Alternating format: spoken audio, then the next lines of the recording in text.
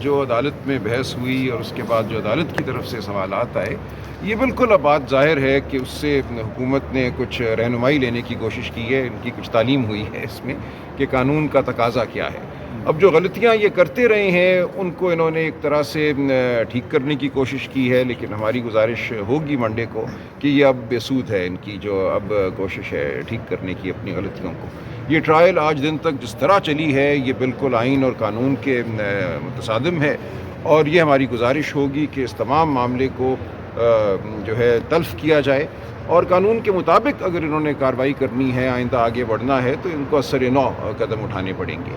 تو یہ ہماری گزارش ہوگی عمومی طور پہ اگلی ہیئرنگ پہ جو کہ پیر کے دن اب ہوگی۔ لیکن یہ بات آج ہر ایک کو میں سمجھتا ہوں عدالت میں واضح تھی کہ حکومت جو ہے وہ کھلائی رہی ہے۔ جو انہوں نے بار بار نوٹیفیکیشن جاری کیے ہیں، کبھی ایک غلطی کی ہے، کبھی دوسری غلطی کی ہے، اور اپنی غلطیوں کو ٹھیک کرنے میں انہوں نے یہ وقت گزارا، جس دوران انہوں نے ایک چھوٹے سے کمرے میں، اگر میں اس کو کال کوٹھری کہوں تو غلط نہیں ہوگا، وہاں ٹرائل منعقد کرنے کی کوشش کی، جہاں خاندان والوں کو شاہ محمود صاحب کی صاحبزادی، ان کے صاحبزادے نے درخواست دی، ان کو وہاں موجود ہونے کی اجازت نہیں دی گئی۔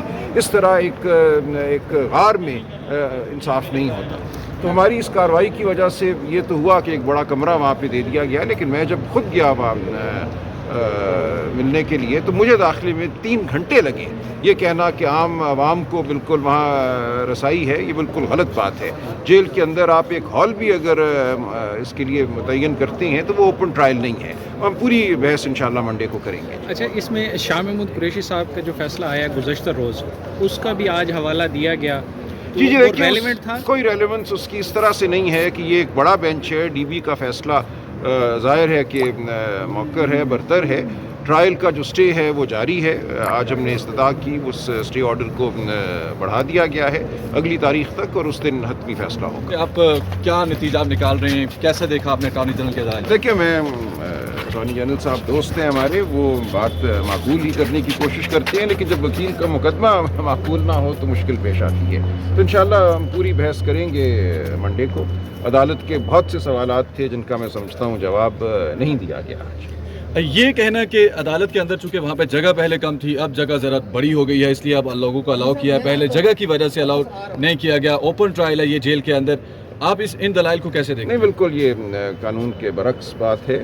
میں سخت لفظ نہیں استعمال کرنا چاہتا، کسی صورت بھی جو آج تک ہوا ہے وہ اوپن ٹرائل کے زمرے میں نہیں آتا۔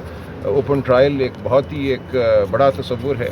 اس کا یہ مطلب ہے کہ آپ سب کو، عوام الناس کو، جو بھی چاہے یہ دیکھنا کہ اس کے ملک میں انصاف ہو رہا ہے یا نہیں ہو رہا، اس کو موقع حاصل ہونا چاہیے۔ ظاہر ہے ایک کمرہ ہے، کمرے میں جتنے لوگ سما سکتے ہیں، اس لیے آپ دیکھیں گے دنیا جہاں کی جو جورسپروڈنس ہے، جو رویے ہیں عدالتوں کے، وہ یہ ہیں کہ عدالت میں میڈیا کا ہونا سب سے ضروری ہے۔